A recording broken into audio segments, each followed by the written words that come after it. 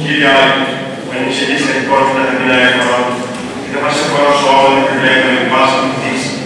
Σύγχυνα με τον αρχαία της ψυχής και του σώματος, και δεόμεθά σου, Άγια Ιησού.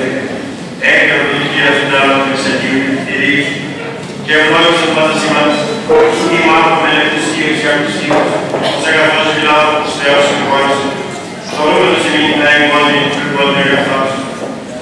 Σώδες μήτρονε και σώζει μας ο Θεός ημών, και στην δόξα να δέχομαι, τον Κύριο του Άγιου Πνεύματου και Άγιου, εις τους αιώνας των αιώνων.